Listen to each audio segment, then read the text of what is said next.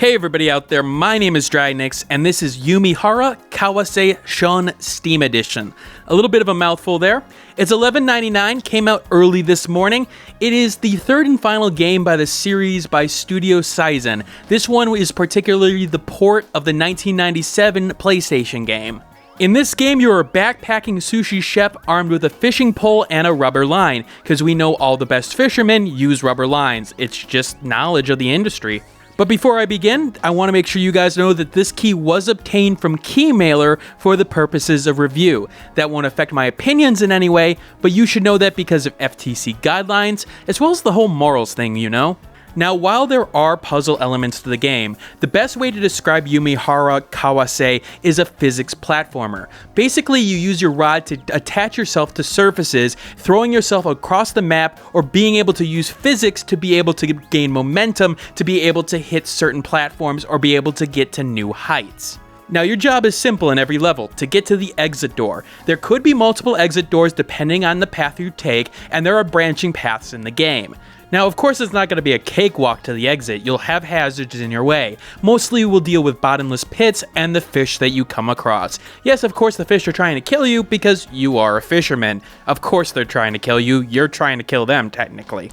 Now, similar to other platformers, touch a fish, you'll die at this point, but you're able to reel them in using your fishing rod if you're able to grasp onto them. If you reel them in, you'll get some extra points out of the situation and take away a hazard that you may run into later on. Now, there are two control schemes that you can choose from. You can choose the keyboard controls, or you can choose the controller controls. Now, even though it says it has full controller support, one of the things you'll first notice is the fact that the control sticks do not work. You only can use the D-pad in this case. Now, while it's a little bit weird because the game came from the PlayStation, which of course had analog sticks on it, there were some games at the time that only used the D-pad. So it is possible that they didn't actually implement it in the original version. Now, one of the reasons I recommend using controller for this game and would not recommend anybody who plays with a keyboard and mouse only is the fact that the directional controls in terms of firing have specific binds to them at this point, and these binds are rather easy to use with the controller, but not so easy to use with the keyboard. Now, for the controller, it makes a lot of sense. Hitting the left bumper, for example, will have you fire up and to the left, and that makes a lot of sense. You can rebind these keys easily within the options menu. But on the keyboard side, it's not so simple. Because it still tries to use the A, B, X, Y logic at this point, and certain keys are bounded to that logic. Page up and page down ended up being keys that were used. And if anybody who's used a keyboard before, page up and page down does not make any sense for a button that is used on a regular basis. Now, I'll get into some of the weird details regarding this PC port in particular, but note this, you're going to want to play this game with a controller because it feels more natural. But for those who use the controller, you'll find that the controls work rather well. The thing is that it will take you a little bit of time to get an understanding of how the physics works in this game, and how the rubber aspect of your fishing rod sort of propels you forward, and you're able to use the reeling of it in order to propel yourself across the map. There's a perfection and mastery that comes from the controls here, and once you get it down, you'll find yourself using platforms to throw yourself rather than to just barely claw your way to that platform at this point.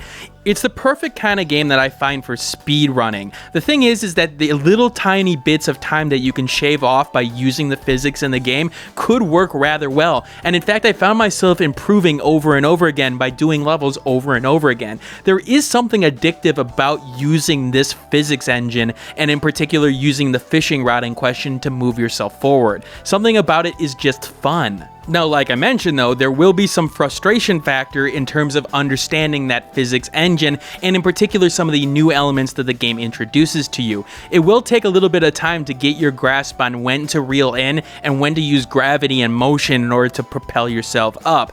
Once you get past that sort of barrier, I feel the game opens up at that point, but it will take an hour or two in order for you to do it. But the gameplay also progresses very well.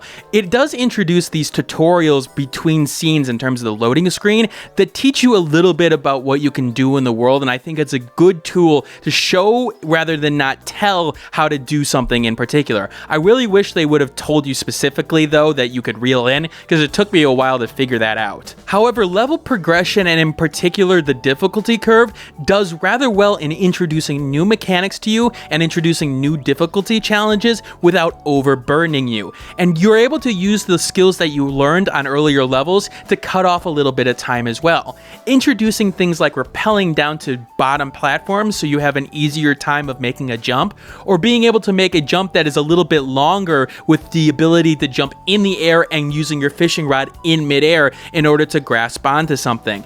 This is probably one of the strongest features of the game, and in fact, it kept on giving me a challenge over and over again and let me refine my skills.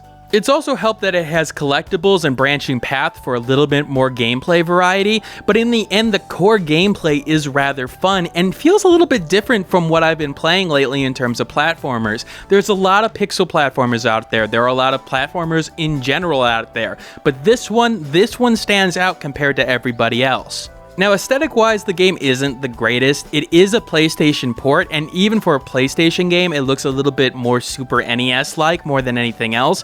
The thing is that, again, this is a port. I can't give it too much shit for it.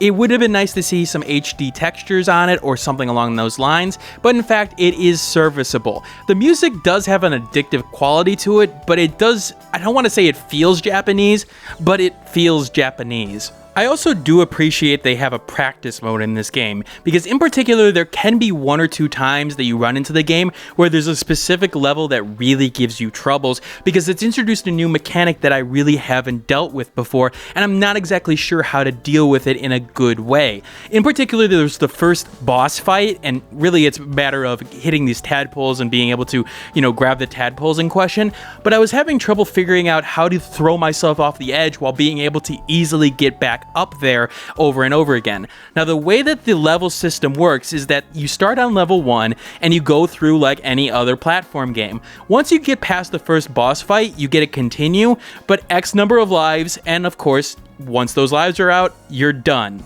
I will say to those who plan on playing this game, bind the quick start button to the select button. It's actually not bound to begin with, but you'll find yourself, especially in the practice mode, wanting to do that, because unfortunately in the practice mode, it doesn't just start you over, it takes you back to the level select screen, which I find a little bit annoying. Now, in terms of content, there seems to be a reasonable amount of levels here. Now, this is the third and final release of this franchise. In particular, the additional levels that were made after it launched in 1997 are here. And because of the branching paths, even though you can beat the game technically quickly, there is reasons to go back and play it over and over again in terms of improving your times. And the number of levels that are here, even though it doesn't tell you the number of levels, I feel like just with all that I've played in the first 4 hours of gameplay, it seems to be reasonable in terms of what I see from the achievements and what I've unlocked at this point and not unlocked at this point. Now, of course, that is a little bit of conjecture. However, you can base the number of levels based off the original game, and go find a YouTube video with a playthrough on that, as well as some of the other levels that were added at this point. It is a port of that game, and it will have those levels in question. Now, as to the PC port itself, it does rather well in this case. Most of the time, the performance is great. There's really only one exception, and that's picking up this bucket. I'm not exactly sure what about this bucket causes a slowdown, but the thing is that it slows down every time you do it. Other than that, the game runs crisp, runs like the original game from what I see from other footage, and frankly, I never really had a problem with that portion of the game. Most of my problems with the port have to do with the little things. Things like the actual score, time, and UI placement here. Why is it in the middle of the screen? I mean, granted, it is some important information, but you should be able to put it on the borders so that the player can see it while still being able to focus on the action. Here, it doesn't make a lot of sense, and in fact, it feels like the programmers didn't figure out where the information was and weren't able to port that over in a good way. It's also little things like the saving of settings. I always had to put the game into full screen mode after I closed it out, which is one of those annoying things. Yeah, I can do it every time, but why do I have to do it every time? Also, replay data, I can't figure out how to actually save my replay data at this point. There's apparently the feature. It's not easy to find, or I'm having problems seeing it. I can see the menu for the replay data, but I can't figure out how to actually save replay data. But in the end, the X factor for Umihara Kawase Shun is the fact that it feels so different from everything out there at this point on Steam. The definite physics elements of the game makes a game that you sort of are drawn to as a platforming fan. It feels like it has speedrunning elements to it, but you can still enjoy the puzzle aspects of it, of how do I get up this next portion of the map, or how do I get over there without, throwing myself into a bottomless pit. I wasn't expecting this. I honestly saw this key was offered at this point and was like, okay, I'll take a look, but I'm not expecting much from it.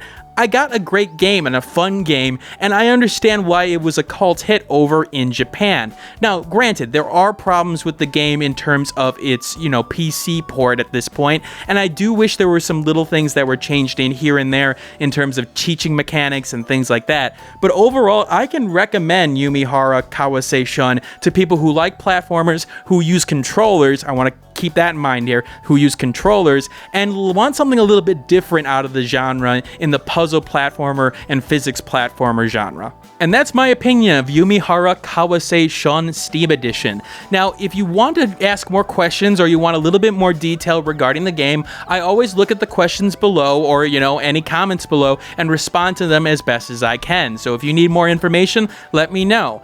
If you like this video, it does help to hit that like button. There's also a review of Steam in the description below. So again, if you upvote that or downvote it, depending on whether or not you found this, helpful at this point, that would be appreciated.